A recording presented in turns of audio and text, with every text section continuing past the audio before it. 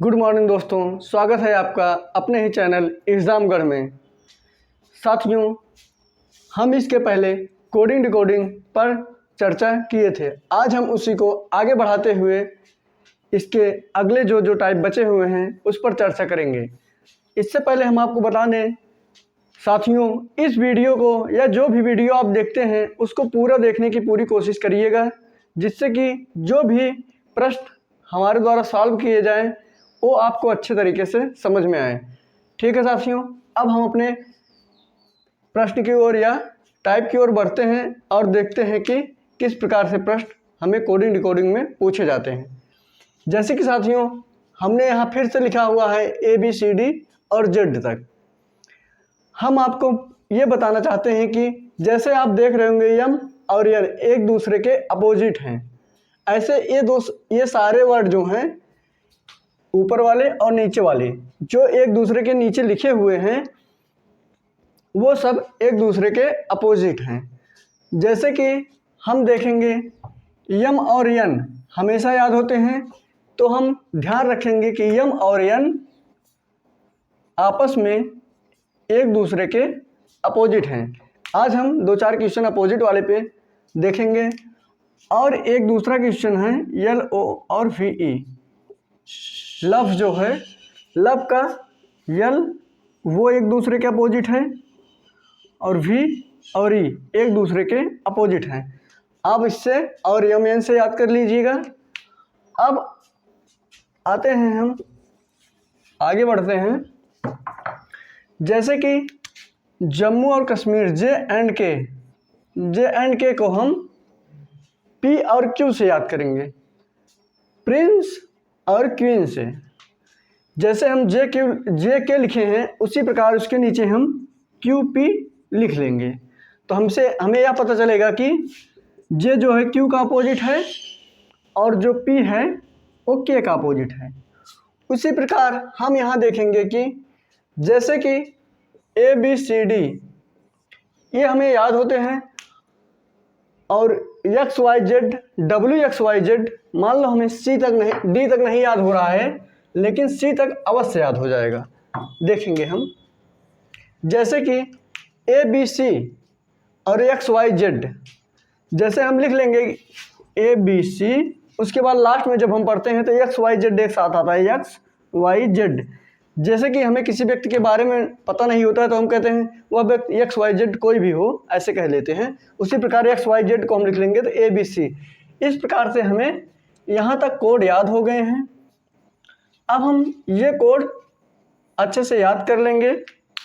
उसके बाद जैसे यदि ना याद हो रहा हो, यदि कोड ना याद हो रहा हो, जैसे अपोजिट का कोड ना याद हो रहा हो, तो जब हम किसी एग्ज़ाम में पहुँचते हैं तो हमें एक पेज के रूप में प्राप्त होता है।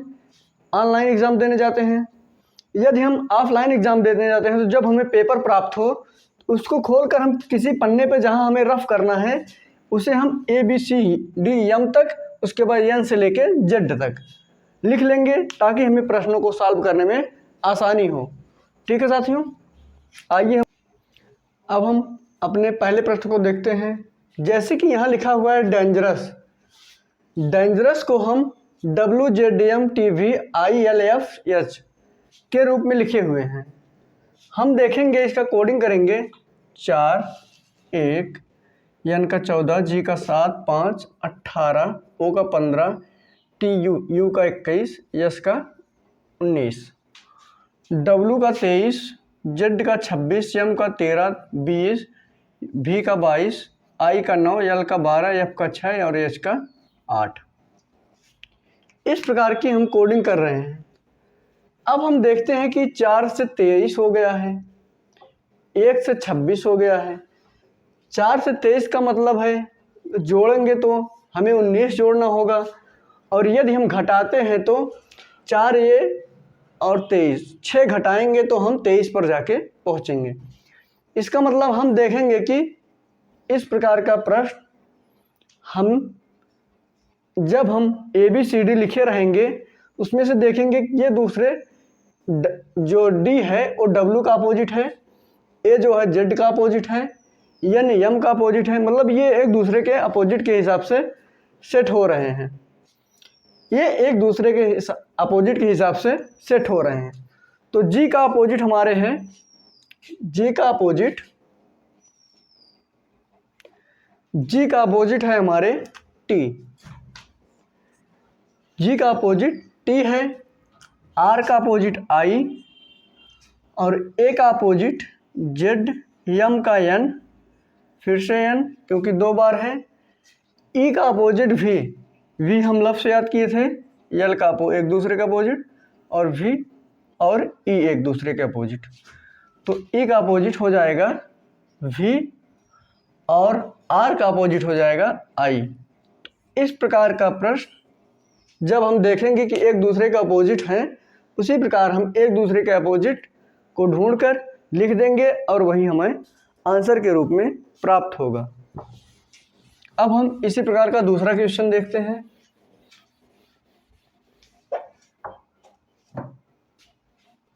जैसे कि हमारा दूसरा प्रश्न है, लास्ट का कोड OLH हो रहा है और 10 का कोड क्या होगा।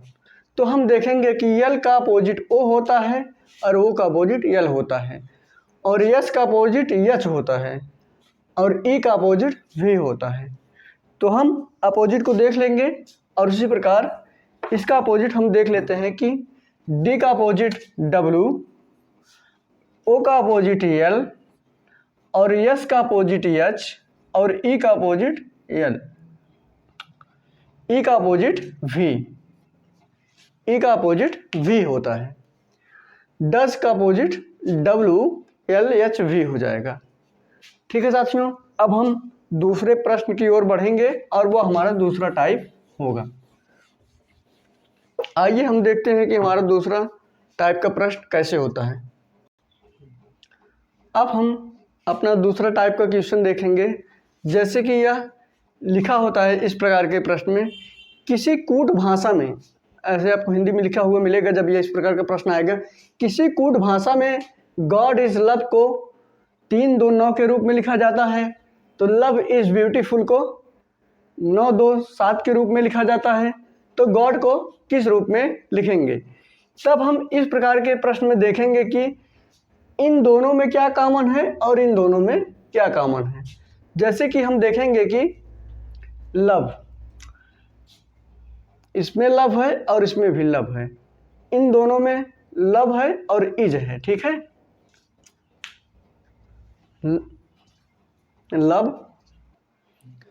लव इसमें कॉमन है, इसमें कॉमन है, इसमें भी इज कॉमन है और इसमें भी इज कॉमन है। तो हम इन दोनों में देखेंगे कि क्या कॉमन है। जैसे कि इसमें 2 और 9 कॉमन है और इसमें भी 2 और 9 आ रहा है। इसका मतलब है लव इज, और इसका भी मतलब है लव इज। मतलब कि चाहे लव का कोड 2 हो चाहे 9 हो, या फिर इज का कोड 2 9 हो सकता है, क्योंकि अगर ये तीसरा विकल्प दिया हो तो तभी हमें समझ में आता है कि एक दूसरे का कोड क्या है। तो हमसे पूछा गया है गॉड का कोड। जैसे कि लव और इज का कोड हो गया 2 और 9, इसमें भी 9 और 2 है, इसमें गॉड बचा है, इसमें ब्यूटीफुल। जैसे हमें ब्यूटीफुल का कोड पूछता, यदि ब्यूटीफुल का कोड पूछता, यदि ब्यूटीफुल का कोड पूछता, यदि ब्यूटीफुल का कोड पूछता तो 7 हो जाता। ब्यूटीफुल का कोड 7 इसलिए हो जाता क्योंकि ब्यूटीफुल इसमें है और यहाँ 7 है। इसमें ब्यूटीफुल का कोई जिक्र नहीं हुआ है, ना इसमें 7 है। हम ध्यान इस बात का देंगे जो दोनों में कॉमन हो, जो दोनों कॉमन हो उसको हम पहले लिख लेंगे, जो बचा हुआ कोड है उसको हम इस प्रकार से इंगित कर लेंगे। तो हम देखेंगे कि हमसे क्या पूछा जा रहा है। जैसे इसमें हमें गॉड पूछा जा रहा है, इस वाले में गॉड कहीं लिखा नहीं गया है, इस वाले में गॉड लिखा गया है और इसमें 3 एक अलग अंक है, और इसमें 3 नहीं है, 9 2 है, इसमें भी 9 2 है। इसका मतलब लव इज इसमें कॉमन है और 2 और 9 इसमें कॉमन है, 2 और 9 इसमें कॉमन है, 3 इसमें नहीं है। इसका मतलब गॉड का कोड 3 हो जाएगा और ब्यूटीफुल का कोड 7 हो जाएगा। इस प्रकार के प्रश्न में आपसे, जैसे हमने यहाँ पे गॉड पूछ लिया है, वह गॉड ना पूछ के ब्यूटीफुल भी पूछ सकता था, तो हम देख लेंगे और इसी प्रकार के अगले प्रश्न में चलते हैं हम।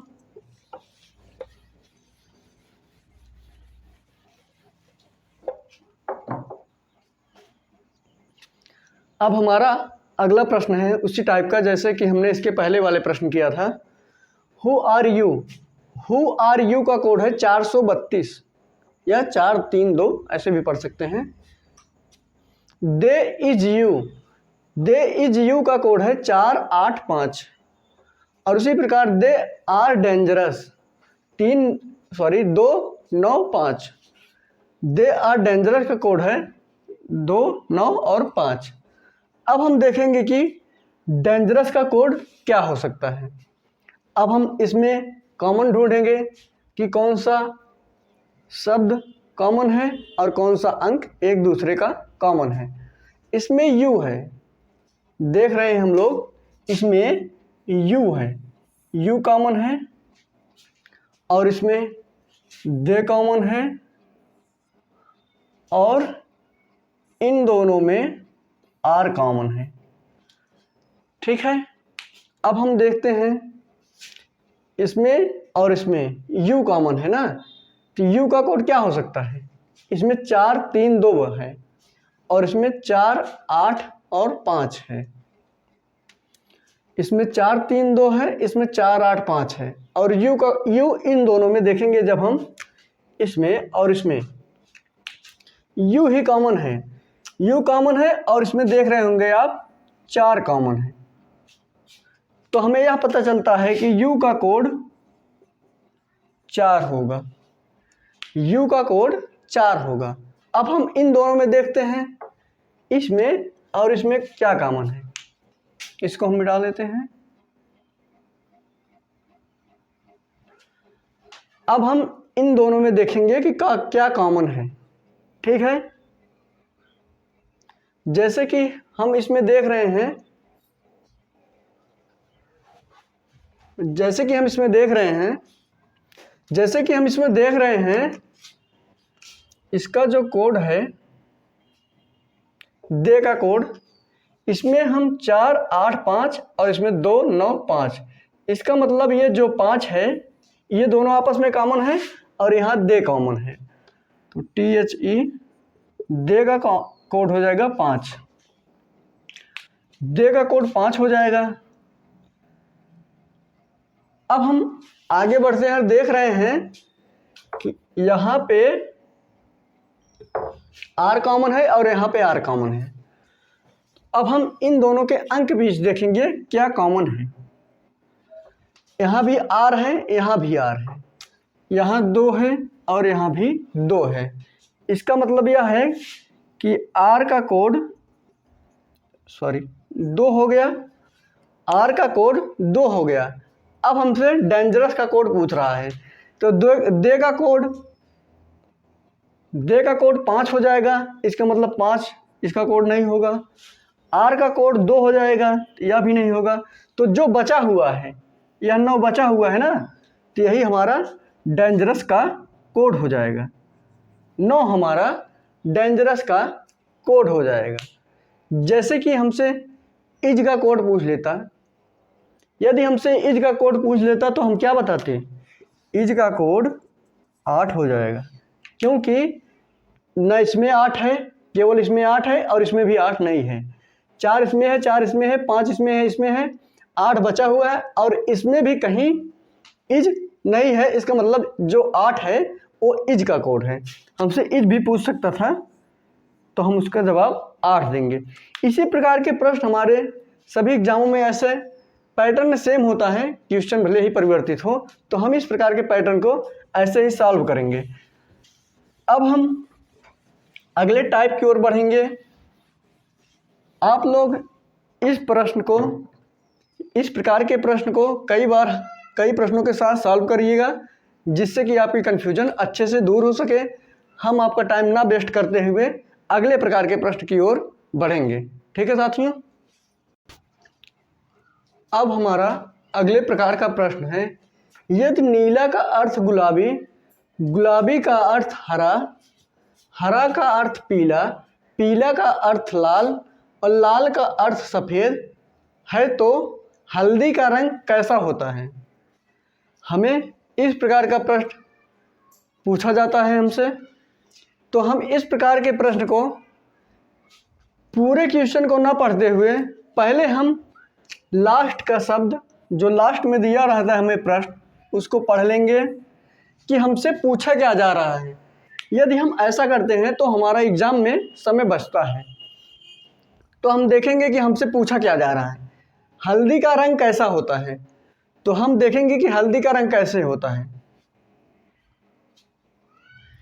हल्दी का रंग कैसा होता है, तो हम यह जानते हैं कि हल्दी का रंग पीला होता है, लेकिन हमें इस प्रश्न के अनुसार देखना है कि यह प्रश्न क्या कह रहा है।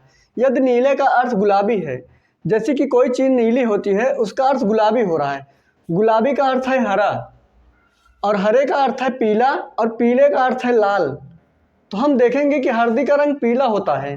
जो हल्दी होती है हमारे यहाँ उसका रंग पीला होता है, लेकिन यहाँ पीले का अर्थ लाल है, तो हल्दी का रंग कैसा है, लाल है। तो हम यहाँ लाल पर क्लिक करेंगे। जो जिस विकल्प में हमें लाल दिखाई देगा वही हमारा उत्तर होगा, क्योंकि इसमें लिखा गया है जो रंग पीला है उसका अर्थ लाल है। जैसे कोई चीज़ हमें पीली दी हुई है लेकिन इसमें कह रहा है कि उसको हम लाल मानेंगे, तो हम इस प्रकार पीले हल्दी जब पूछा गया हल्दी पीली होती है इसको हम जानते हैं, तो हम देखेंगे कि पीले को क्या कह रहा है, ये पीले का अर्थ हमें क्या बता रहा है, यह पीले का अर्थ हमें लाल बता रहा है। उसी प्रकार हम हल्दी के रंग लाल पर क्लिक करके आगे बढ़ जाएंगे, यही लाल हमारा उत्तर होगा, लाल हो जाता है। तो हम इसमें अपने कॉमन सेंस का यूज़ नहीं करेंगे कि हल्दी का रंग पीला होता है, उसमें विकल्प में लिखा रहेगा लाल, सॉरी पहले पीला लिखा रहेगा, पीला, लाल, सफ़ेद या नीला, 4 विकल्प में रूप में आपको दिया रहेगा। तो हम अगर यदि ध्यान से नहीं देखते हैं इस प्रकार के प्रश्न को, तो हम अपने कॉमन सेंस का यूज करके पीला लगा देंगे, जो कि हमारा गलत उत्तर हो जाएगा। इसमें हमारा उत्तर लाल आएगा। ठीक है साथियों, इसी प्रकार हम अगले प्रश्न की ओर बढ़ते हैं, देखते हैं कि हमारा अगला प्रश्न क्या कहता है।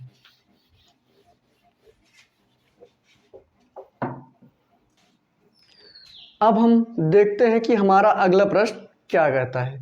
यदि गुलाबी को हरा कहा जाए, हरे को पीला, पीले को लाल, लाल को सफ़ेद और सफ़ेद को नीला, तो इसी प्रकार के कोड में रक्त का रंग कैसा होता है। हमने आपको बताया है, उसके प्रश्न पर पहले हम ध्यान देंगे कि वह पूछ क्या रहा है। वह यह पूछ रहा है कि रक्त का रंग कैसा होगा। तो हम जानते हैं कि रक्त का रंग लाल होता है। हम यह जानते हैं कि रक्त का रंग लाल होता है। तो हम देखेंगे कि लाल को यह क्या कह रहा है। अब हम इसको पढ़ेंगे, जहां हमें लाल मिलेगा और देखेंगे कि लाल को क्या कह रहा है, उसी प्रकार के प्रश्न को हम सॉल्व कर लेंगे। यदि गुलाबी को हरा, हरे को पीला, पीले को लाल, लाल को सफ़ेद, यह लाल रंग के रंग को सफ़ेद कह रहा है, तो हमारे रक्त का रंग सफ़ेद हो जाएगा, क्योंकि रक्त का रंग सफ़ेद हो जाएगा, क्योंकि यह लाल को सफ़ेद कह रहा है। इसी के कथन अनुसार हम मानेंगे। हमसे पूछा भी गया है रक्त का रंग कैसा होता है, और यहाँ लिखा गया है जो लाल होगा उसे हम सफ़ेद कहेंगे, क्योंकि लाल को सफ़ेद कहा जा रहा है।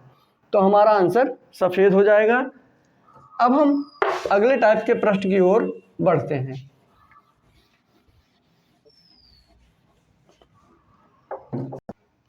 जैसे कि साथियों हमारा अगला टाइप है एप्रिसिएशन को हम 1 7 7 8 3 2 4 1 9 4 6 5 के रूप में लिख रहे हैं, और एप्पल को हम 1 7 7 0 3 के रूप में लिख रहे हैं। अब हम इस प्रकार के प्रश्न में देखेंगे कि ए का कोड तो 1 है लेकिन पी का कोड 16 होता है और यहाँ 7 दिया हुआ है। तो इस प्रकार के प्रश्न का तात्पर्य यह है कि इसका 1 नंबर और इसका 1 नंबर, इसका दूसरा नंबर, इसका दूसरा नंबर, और इसका तीसरा नंबर, और इसका तीसरा नंबर, डॉट डॉट ऐसे होते चला जा रहा है। मतलब कि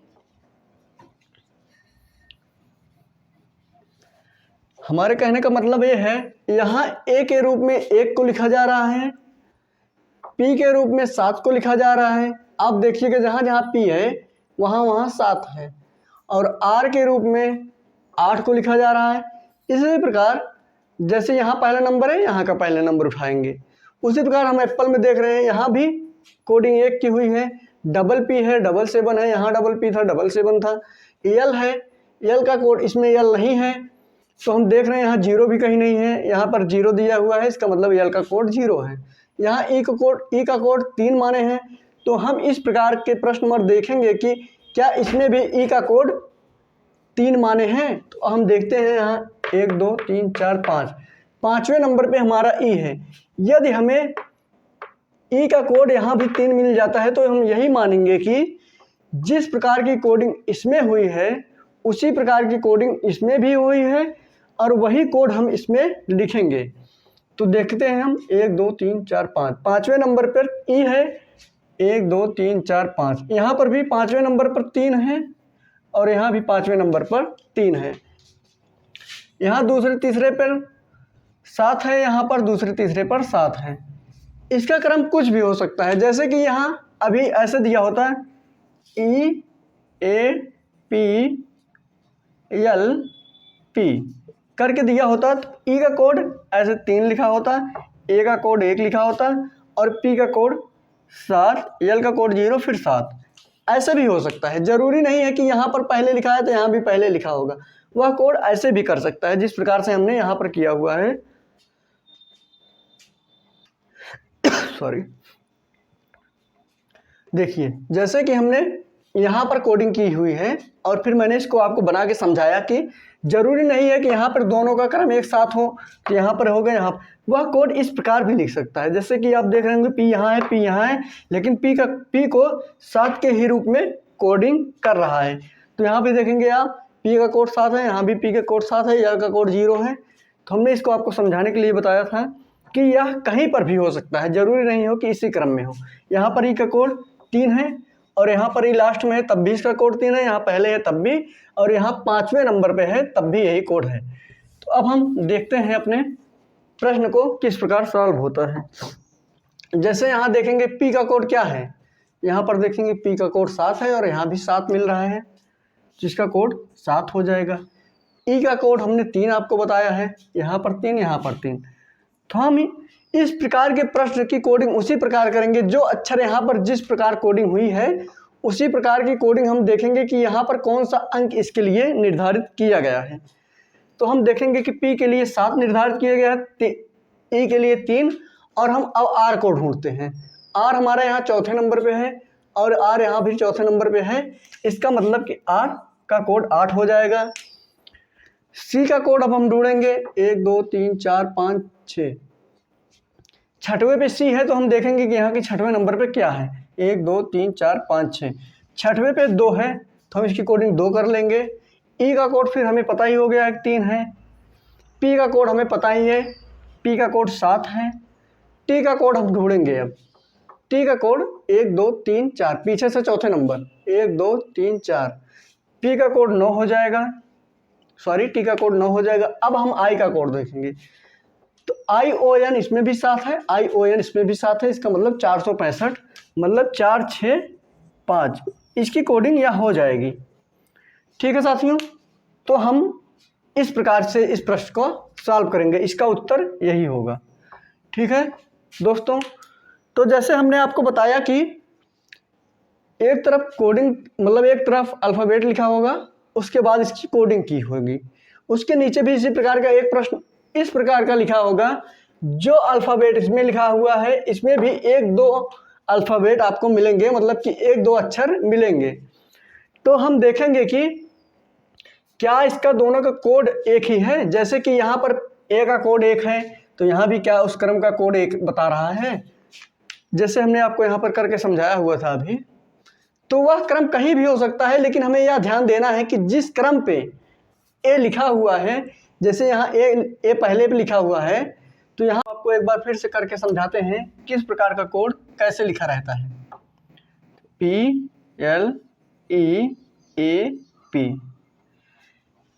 PLEAP, इसका क्रम अब देखिए आप चेंज हो चुका है। यहाँ पर ए पहले पे था और P दूसरे पे था। यहाँ पर P पहले पे आ गया है और ए लास्ट के दूसरे पे आ गया है। अब हम इसकी कोडिंग करते हैं, देखते हैं। P का कोड 7 था, L का कोड 0, E का कोड 3, A का कोड 1 और ये 7। तो हम देखेंगे जैसे कि इस प्रकार की कोडिंग हुई रहती, मान लो यह ना दिया रहा होता, यह ना दिया गया होता और यहाँ इस जगह पे ऐसे लिखा होता, इसकी कोडिंग ऐसे चेंज हो जाती। तो हम फिर से यहाँ मिलाते कि क्या कोड P का कोड 7 ही है। तो पहले हम A का कोड देखते हैं, यहाँ पर A है, यहाँ पर 1 दिया हुआ है, यहाँ लास्ट में दूसरे नंबर पर A है तो यहाँ 1 दिया हुआ है। इसका मतलब यह है कि A का कोड वह 1 मान रहा है। अब P का कोड देखते हैं हम, P का कोड 7 है, यहाँ P का कोड 7 है और लास्ट में भी P है और लास्ट में भी 7 है। तो हम इस प्रकार से क्रम को निर्धारित करते, उसी प्रकार हमने इसको सॉल्व किया है। ठीक है साथियों, अब हम अपनी क्लास को समाप्त करते हैं। साथियों, आज के प्रश्न हमने 2-3 टाइप का आपको बताया हुआ है, 1-1, 2-2 प्रश्न करके सॉल्व किया हुआ है। यदि आपको जहां पढ़ना समझ में आया हो कमेंट करिएगा, मैं उसको अगली क्लास में समझाने की पूरी कोशिश करूंगा। और हाँ, इस पे आप अच्छे से प्रैक्टिस करिएगा। जैसे हमने 2 प्रश्न को सॉल्व किया है, उसका आप उसी टाइप का 4 से 6 प्रश्न को सॉल्व करिएगा, ताकि आपको अच्छे से समझ में आ जाए, जो कन्फ्यूजन हो आपकी दूर हो सके। यदि वह कन्फ्यूजन नहीं दूर होती है तो आप कमेंट करके बता सकते हैं। यदि आपको वीडियो पसंद आया है तो लाइक करिए, चैनल को सब्सक्राइब करिए और अपने दोस्तों के साथ शेयर करिए। ठीक है दोस्तों, धन्यवाद।